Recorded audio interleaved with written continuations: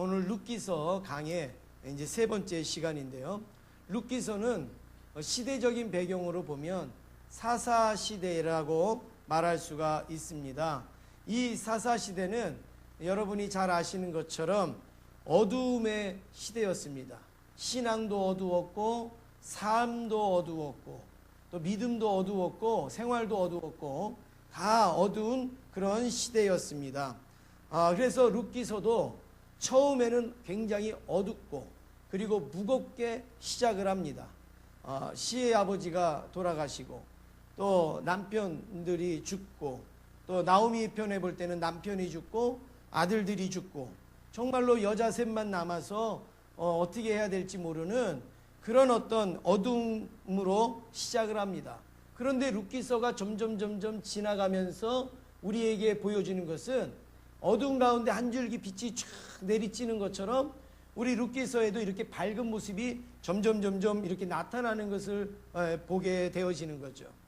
마찬가지로 우리 사회가 어두울수록 교회와 그리스도인들의 역할이 바로 이런 역할을 해야 될 줄로 믿습니다. 사회와 또 이런 세상이 어두워질수록 교회와 또 그리스도인들이 한 줄기 빛처럼 비춰주고 그리고 밝게 해주고 그리고 따뜻하게 해준다 그러면 그 우리의 역할을 다 감당하는 모습일 것입니다. 어두운 사회에서 내 영혼을 살리고 또 가족들을 일으키고 또 이웃들에게 소망을 주는 삶이 과연 그러면 어떤 삶이겠습니까? 오늘 본문 말씀에 보면 나오미와 이 룻의 이런 어떤 다시 고향으로 돌아가는 이런 삶을 통하여서 오늘 이 한 줄기의 빛이 어떻게 비추는가를 우리에게 말씀해 주고 있습니다. 나오미는 남편과 재산을 다 잃고 그리고 아들들도 잃고 이제 룻을 데리고 모압에서 고향 베들레헴으로 돌아왔지만 막상 돌아오긴 돌아왔어요. 그런데 살 길이 막막한 거죠. 땅이 있습니까? 거기에 뭐가 있어요? 집이 있습니까? 뭐가 있어요? 아무것도 없어요. 이제는 정말로 살 길이 막막한 거예요. 정말로 모압에서 너무 힘들어서 고향에 오긴 왔지만 어떻게 살겠습니까? 오직 살 수 있는 길은 한 가지밖에는 없었습니다. 그것은 주워 먹는 거죠. 얻어먹는 거죠. 누군가가 밭을 이제 메고 누군가가 곡식을 심었는데 거기에서 이삭을 줍는다든지 또 이 떨어진 것을 걷어다가 먹는 그런 일밖에는 없게 되어졌습니다. 그래서 이제 룻이 이제 보아스라는 이 사람의 밭에 가서 이삭을 줍는 장면이 오늘 본문의 말씀인데 어떻게 보면 룻이 그 젊은 여인이 남편도 잃어버리고 이 낯선 땅에 와갖고 이 남의 밭에 가서 이삭을 줍는 게 얼마나 부끄럽겠어요. 얼마나 창피하겠어요. 얼마나 마음 상하고 속상하겠어요. 그런데 오늘 이 본문에 보면 하나도 그런 모습이 보이지 않습니다. 오늘 본문을 보면 너무 막 따뜻한 거죠. 너무 막 포근한 거죠. 너무 막 감사와 감동이 막 밀려오는 것을 우리가 알 수가 있습니다. 그래서 오늘 본문의 말씀을 통하여서 정말로 어떻게 이렇게 아름다운 장면들이 나타나는지 이걸 몇 가지로 한번 살펴보기를 원합니다. 첫 번째는 다른 사람을 축복하는 삶이 나타나고 있습니다. 뭐가 있다고요? 다른 사람을 축복하는 삶이 오늘 본문에 나타납니다. 4절 말씀을 여러분 같이 읽으시겠습니다. 4절 함께 읽겠습니다. 마침 보아스가 베들레헴에서부터 와서 베는 자들에게 이르되 여호와께서 너희와 함께 하시기를 원하노라 하니 그들이 대답하되 여호와께서 당신에게 복 주시기를 원하나이다 하니라. 지금 이 본문에 지금 보아스라는 사람이 나오는데 보아스는 그 지역에서 그래도 유지. 그래도 괜찮게 살고 그리고 많은 사람에게 존경받고 인정을 받는 사람인데 이 사람이 이제 밭에다가 일꾼을 쫙 부려놓고 이제 밭을 한번 이제 나와 보는 거죠. 나와서 일하는 것도 보고 격려도 하고 뭐 또 이렇게 하는데 이 보아스가 나와가지고 지금 이 일꾼들하고 지금 대화하는 내용이 오늘 지금 조금 전에 읽었던 그 4절의 말씀입니다. 여기에 그 머릿속에 한번 여러분 상상을 해가면서 한번 같이 여러분이 이 말씀을 보기를 원하는데요. 우리 한번 거기 보면 그 보아스의 그 들녘이라고 하는 사진이 있어요. 그림 한번 여러분 보세요. 저기가 보아스의 들녘이라는 거예요. 풍요로워 보입니까? 안 풍요로워 보입니까? 풍요로워 보이죠. 얼마나 넓은 대지에 이렇게 아름답습니까? 저희가 보아스의 들녘이라는 거예요. 보아스가 저런 곳에서 지금 이제 나와서 일하는 그 일꾼들하고 지금 대화하는 그 내용을 머릿속에 한번 상상을 그림을 그려보시면서 여러분이 한번 말씀을 보시자는 거죠. 이제 일을 막 열심히 하고 있는데 일꾼들이 보아스가 쫙 나오면서 뭐라고 이야기하냐면 일꾼들을 보면서 이렇게 얘기합니다. 하나님께서 너희와 함께 하기를 원하노라. 이렇게 얘기하는 거예요. 그러니까 일꾼들이 막 일을 하다가 보아스가 하나님이 너희와 함께 하기를 원하노라 이렇게 하니까 일꾼들도 뭐라고 대답을 하냐면 하나님께서 당신에게도 복 주시기를 원합니다. 이렇게 화답을 하는 거예요. 아름다워요? 안 아름다워요? 요놈들이 일을 잘하나? 꾀를 부리지는 않나? 그리고서 그렇게 와서 살금살금 와서 보아스가 보지 않았어요. 또 일꾼들은 아이고 저 보아스는 뭘 또 우리한테 맡겼으면 그냥 있지 뭘 또 감시하려고 여기를 와. 이렇게 하지 않고 보아스는 나오면서 하나님이 여러분들과 함께 하기를 원합니다. 그랬더니 이 일꾼들이 하나님이 당신에게도 복 주시기를 원합니다. 이렇게 화답을 해요. 얼마나 멋있습니까? 안 멋있어요? 똑바로 해, 똑바로. 왜 놀아? 이렇게 얘기하면 좋겠어요? 아니잖아요. 얼마나 멋있습니까? 그래서 제가 이 말씀을 읽으면서 우리 교회도 이러면 좋겠어요. 우리 교회도 교회에 딱 와서 누구를 만나든지 권사님을 만나든 장로님을 만나든 집사님을 만나든 누구를 만나든지 하나님이 당신과 함께 하기를 원합니다. 그러면은 또 그걸 들으신 분이 하나님이 당신에게도 복 주시길 원합니다. 얼마나 아름다워요. 그렇죠? 예. 기쁜 사람한테는 아이고 왔어요 그러는데 별로 마음에 안 내기는 사람은 쌩 하고 돌아서면 여러분 하나님의 복이 오다가도 도망가지 않겠어요? 우리 한번 연습해 보겠습니다. 우리 제가 보아스하고 여러분들이 일꾼 해가지고 한번 하는 겁니다. 이제 여러분 막 일하고 있는 거예요 지금. 하나님이 여러분과 함께 하기를 원합니다. 예, 좋아요 안 좋아요? 얼마나 좋아요. 예, 너무너무 여러분 이제 교회에 오셔서 말씀은 안 하셔도 이런 눈빛이 왔다 갔다 하는 거예요. 아시겠죠? 예, 그렇게 지금 그렇게 하고 있습니다. 그런데 7절 말씀에 보니까 계속 아름다운 모습이 나와요. 7절 우리 한번 같이 읽겠습니다. 그의 말이 나로 배는 자를 따라 단 사이에서 상을 주게 하였고 아침부터 와서는 잠시 집에서 쉰 외에는 지금까지 계속하는 중인이다. 예. 오늘 이 말씀은 무슨 내용이냐면 보아스가 이제 일꾼들에게 가만히 보니까 못 보던 여인이 하나 있는 거예요. 누구죠? 누구예요? 룻. 못 보던 여인이 와서 거기서 막 이렇게 일을 하고 있는 거예요. 그러니까 당연히 일꾼들한테 물어보죠. 아니 저 여인이 누구냐? 저 여인이 왜 여기 와 있느냐? 그렇게 묻습니다.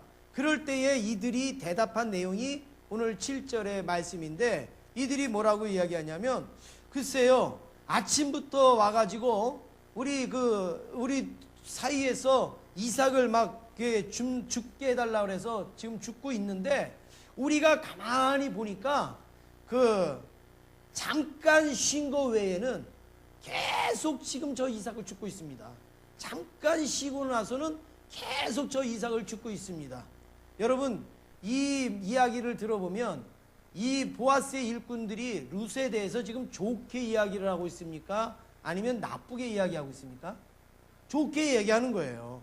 우리도 지금 잘 모르겠습니다. 나오미의 며느리인 줄을 아는데 어머니 따라서 여기를 와서 지금 이삭을 주러 나왔는데 우리가 보니까 아침부터 와가지고는 계속 쉬지도 않고 일하고 잠깐 쉬고 그리고 지금까지 계속 일하고 있습니다. 이렇게 얘기할 때 이 일꾼들이 룻을 아주 좋게 평가하고 있는 거죠. 아유 모르겠는데요. 아유 저 어디서 왔는지 아유 귀찮아 죽겠어요. 아유 뭐 이렇게 얘기하지 아니하고 아주 좋게 이야기를 하고 있습니다.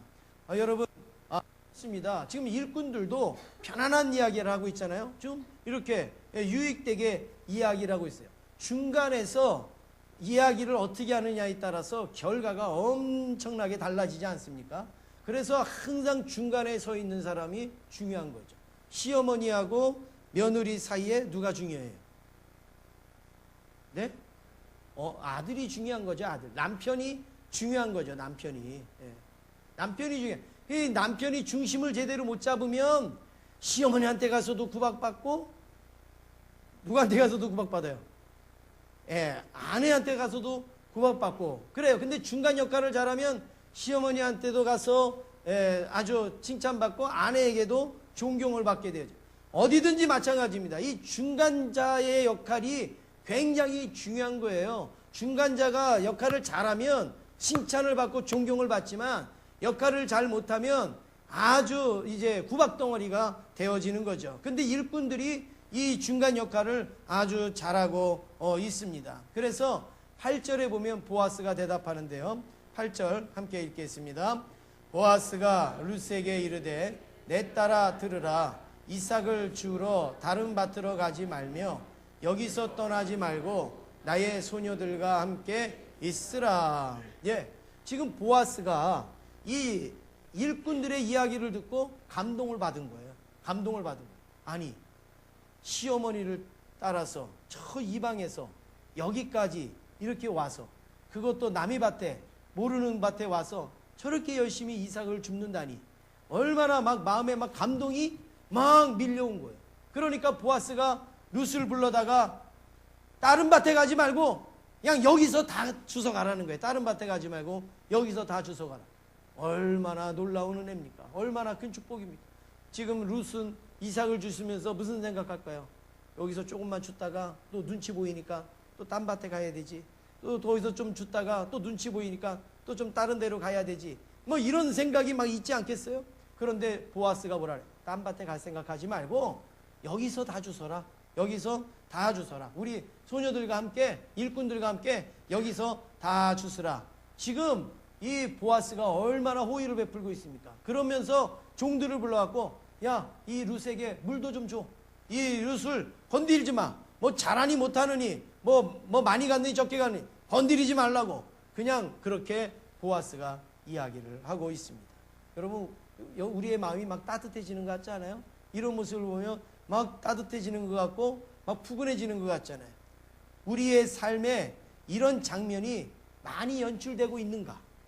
여러분의 삶에 이러한 장면이 많이 나타나고 있는가? 아니면 이런 장면이 안 나타나고 있는가를 오늘 한번 여러분 돌이켜 보시기를 바랍니다.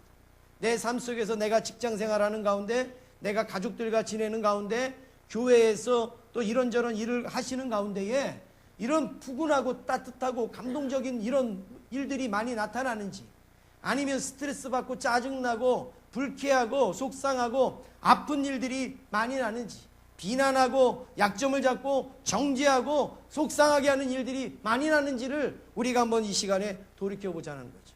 오늘 바라기는 오늘 이 보아스의 밭의 이 장면이 바로 여러분의 가정의 장면이 되기를 원합니다. 여러분의 직장의 장면이 되기를 원합니다. 우리 교회의 모습이 되어지기를 원합니다.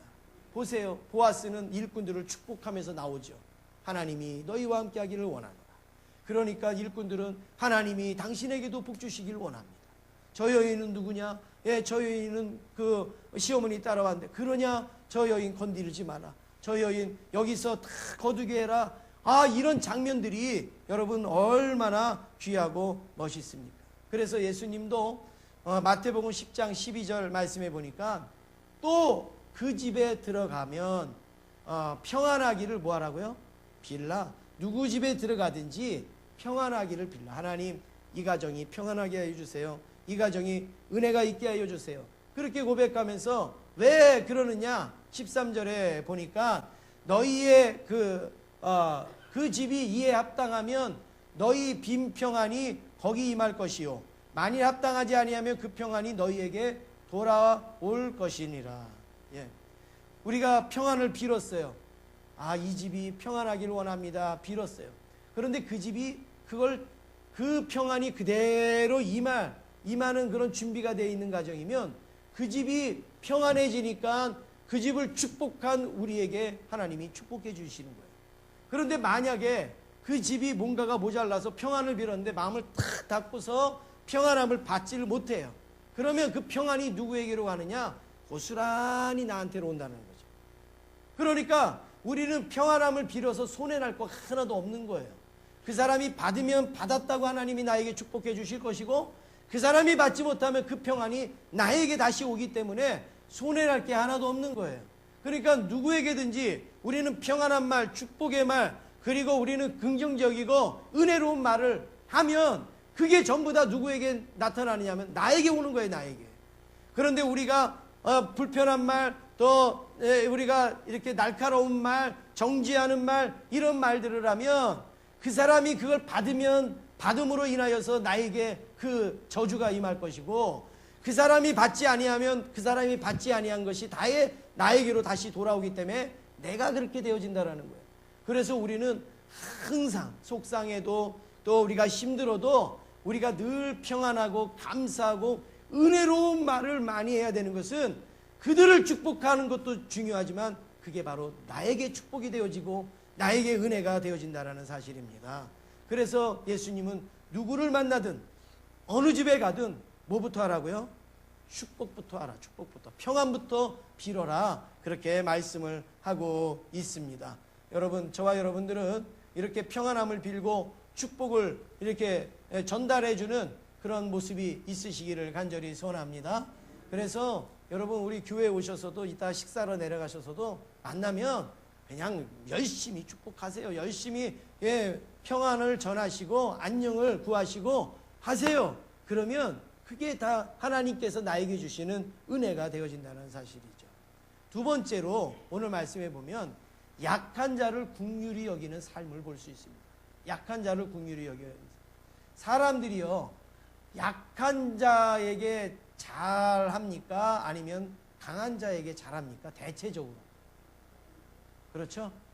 많이 가진 사람에게 잘합니까? 없는 사람에게 잘합니까? 많이 가진 자에게 잘합니다. 나쁜 사람한테 잘합니까? 착한 사람한테 잘합니까? 네? 헷갈리죠? 약간. 예. 나쁜 사람한테 잘해요, 사람. 제가 그걸 어디서 깨달았냐고, 군대에서. 그냥 맨날 뭐 사주고, 그냥 뭐 이렇게 뭐 힘들까봐 이렇게 하고 그러는 쫄병들은요, 만만하게 봐요. 그냥. 그런데 욕하고, 기합 주고, 때리고 이러는 고참한테는 한마디만 하면 파닥파닥 들어요. 사람이 그래요, 사람이. 잘해주면 잘할 것 같잖아요. 그런 사람이 별로 없다라는 거예요.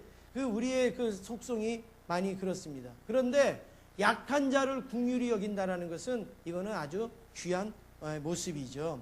그래서 14절 보니까 우리 14절 같이 읽겠습니다. 시작. 식사할 때에 보아스가 룻에게 이르되 이리로 와서 떡을 먹으며 내 떡 조각을 초에 찍으라 하므로 룻이 곡식 빼는 자 곁에 앉으니 그가 볶은 곡식을 주매 룻이 배불리 먹고 남았더라. 예, 보아스가요 이제 이삭 죽기로 다 허락을 해주고 나서 그것도 부족해서 점심 먹을 시간이 되어졌는데 어떻게 하라 그래요? 룻을 부르는 거예요. 이리 와서 떡 먹으라. 이리 와서 떡 먹으라. 그런데 떡 먹는데 뭐에다 찍어서 먹으라고요? 초에다 찍어서 먹으라. 초에다 찍어서. 예를 들어서 우리 같으면 뭐 조총에다 찍어 먹으라든지 뭐 이런 거죠. 예. 그렇게 하면서 볶은 곡식도 주는 거예요. 그래서 룻이 배불리 먹고 또 남을 정도로 그렇게 줬습니다. 이삭을 죽게 하는 일도 귀한데 식사 때 배불리 먹도록 배려하는 거, 이거 얼마나 귀한 일이에요. 약한 자, 힘없는 자. 보아스가요 떡 안 줘도 누가 뭐라 할 사람 하나도 없어요. 그렇죠? 떡 안 주고 자기들끼리 밥 먹어도 보아스한테 손가락질할 사람 하나도 없어요. 왜요? 이삭 죽게 해준 것만 해도 어딘데요? 이삭 죽게 해준 것만 해도. 그런데 뭐 밥 먹는데 뭐 또 뭐 와서 먹으라까지 뭐 할 게 뭐 있어요?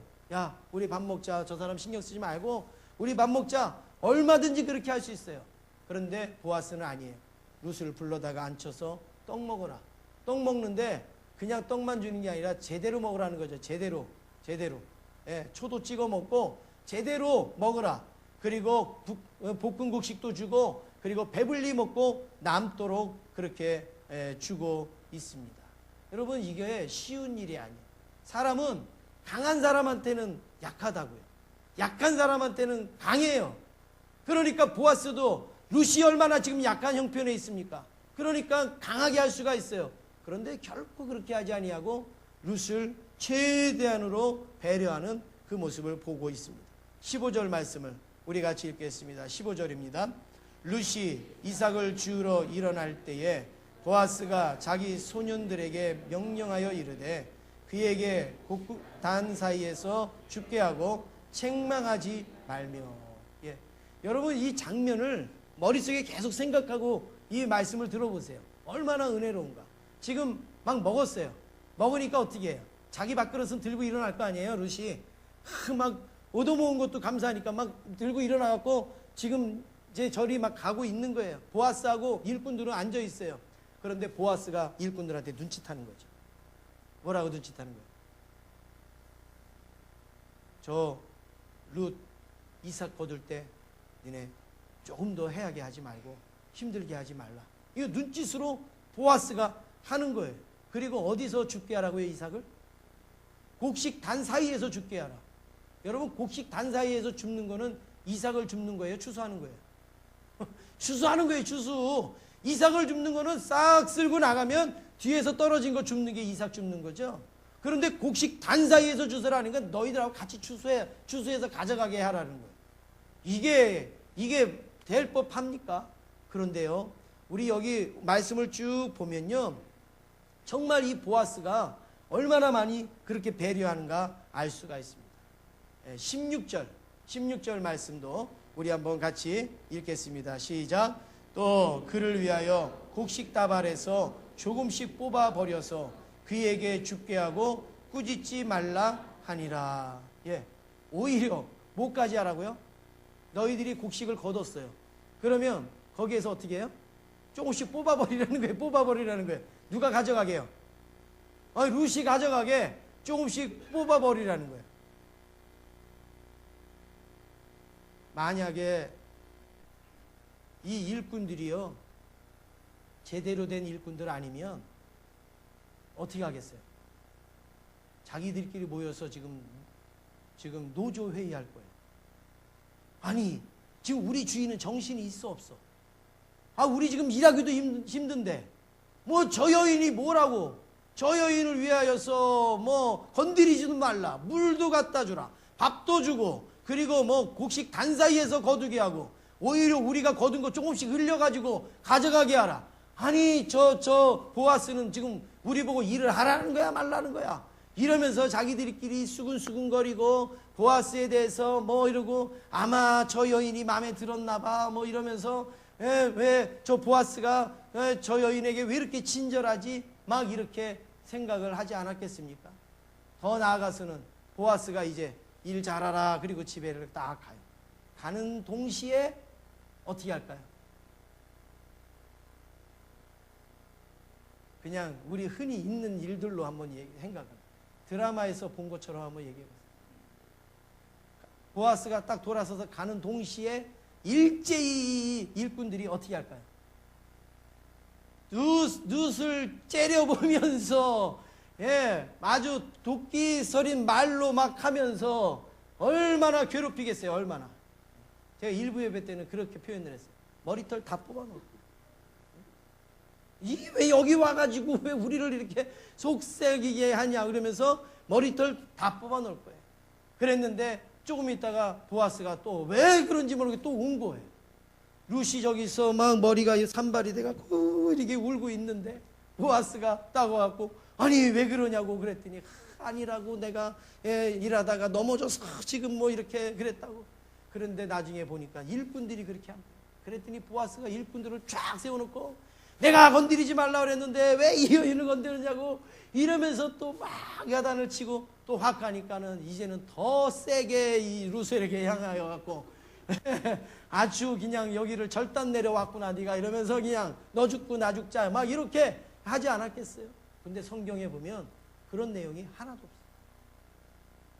보아스도 그렇고 일꾼도 그렇고 그런 내용이 하나도 없습니다. 오히려 어떤 모습이 있느냐? 마태복음 5장 7절 여러분 한번 같이 읽어보겠습니다. 시작. 긍휼히 여기는 자는 복이 있나니 그들이 긍휼히 여김을 받을 것이니요. 예? 긍휼히 여기는 모습만 나타나고 있죠. 긍휼히 여기는 모습. 보아스가 긍휼히 여기고 일꾼들이 긍휼히 여기고 있습니다. 여러분 그렇습니다. 약한 자를 긍휼히 여기는 거, 이게 바로 어두운 시대를 밝게 비춰주는 모습인 줄로 믿습니다. 마지막으로 세 번째, 신앙과 일치하는 삶이 세상을 밝게 합니다. 신앙과 일치하는 삶. 보아스가 왜 이렇게 룻에게 관대하면서 긍휼을 베풉니까? 이 여인을 좋아해서 그래요? 이 룻을 여자로 봤습니까? 아니면 그 룻하고 뭐 어떤 게 있어서 그렇습니까? 아니에요. 다 그런 이유가 없어요. 하나도 없어요. 성경에 보면 보아스가 룻에게 다른 마음을 품은 모습이, 흔적이 요만큼도 안 나타납니다. 룻이 자기 이불 밑에 들어가서 들어와 있는데 보아스가 그걸 보고 깜짝 놀라면서 그러는 걸 보면 요만큼의 어떤 다른 마음도 없었어요. 그런데 왜 보아스가 룻에게 이렇게 관대하고 긍휼을 베풀고 왜 이렇게 은혜를 베풀어 주었는가? 11절이 그 답입니다. 11절. 여러분 11절을 한번 잘 우리가 같이 읽겠습니다. 시작. 보아스가 그에게 대답하여 이르되 내 남편이 죽은 후로 내가 시어머니에게 행한 모든 것과 내 부모와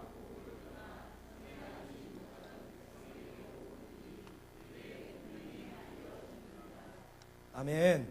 지금 보아스는 두 가지 이유 때문에 룻에게 이렇게 향하고 있습니다. 두 가지 이유 때문에. 얼굴이 예뻐서도 아니고 젊어서도 아니고 두 가지 이유 때문입니다. 그거는 무엇이냐면 첫 번째는 내 남편이 죽은 후로 내가 누구에게 행한 것이요? 시어머니에게 행한 모든 것 때문에. 시어머니에게 행한 모든 것. 룻이 시어머니에게 뭐라고 대답합니까? 너 살 길 찾아서 가라. 이렇게 나오미가 이야기했을 때 룻이 뭐라고 대답하죠? 어머니의 하나님이 나의 하나님이 되고 어머니의 백성이 내 백성이 되고 나는 어머니 곁을 절대로 떠나지 않겠습니다. 그렇게 고백했잖아요. 그 고백을 이 보아스가 듣고 그 시어머니에게 행한 것 때문에 감동을 받아서 이렇게 긍휼을 베푸는 거예요. 그냥 룻이 그냥 이런 긍휼을 사랑을 받는 게 아니죠. 바로 이런 일 때문에 그렇게 되어진 거예요. 그 당시 사사시대의 상황이 어땠습니까? 가정도 없는 시대예요. 또 윤리도 없어요. 도덕도 없어요. 그냥 마음대로 자기 멋대로 하고 싶은 대로 사는 시대가 사사시대인데 그 시대에 이런 며느리가 어디 있겠습니까? 그 시대에 이런 며느리가 어디 있겠어요? 그러니까 이 보아스가 그 소식을 듣고 너무 감동을 받았던 거예요. 그 효심에. 그래서 보아스가 자기가 할 수 있는 긍휼을 베풀었던 것이죠. 두 번째로 왜 보아스가 이 룻에게 이렇게 행합니까? 그것은 오늘 여기 보니까 전에 알지 못하던 백성에게로 온 일이 내게 분명히 알려졌느니라. 그러니까 네가 전에 알지도 못하던 그 나라에 알지도 못했던 백성에게로 온 거, 그것 때문에 내가 긍휼을 베푼다 이거예요. 지금 이 룻은 어느 나라 사람입니까? 룻은 모압이에요. 모압. 룻은 모압이에요. 그런데 지금 이 장면은 어디가 배경이냐면 베들레헴입니다. 베들레헴.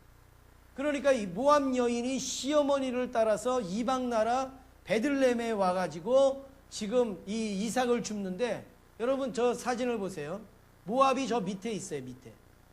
그리고 지금 베들레헴에 가려면 저렇게 위로 쑥 올라가가지고 이렇게 해서 꺾어서 내려가야 이제 베들레헴으로 가는 건데요. 지금 사진으로 보니까 지금 여기서 여기죠. 예. 모압에서 저 베들레헴까지는요 엄청나게 먼 거리입니다. 지금 그 파랗게 보이는 게 사해예요. 사해. 그러니까 사해를 거의 반바퀴 이상 돌아야 베들레헴으로 가는 거예요. 얼마나 저기 길이 멉니까? 그리고 길이 오늘 우리처럼 좋은 길이 아니고 지금 저 모압이라는 저곳은 이게 이렇게 지형이 이렇게 되어 있습니다. 사해가 이렇게 있으면 그 예루살렘이 사해 밑으로 이렇게 있어요. 지형 자체가 이렇게 있어요. 그리고 모압은요 사해보다 훨씬 더 위에 올라가 있습니다. 그리고 사해로 내려오는 그쪽으로는요 완전히 깎아지는 절벽이에요. 절벽. 그쪽으로는 전쟁이 나도 거기 막지도 않는데요.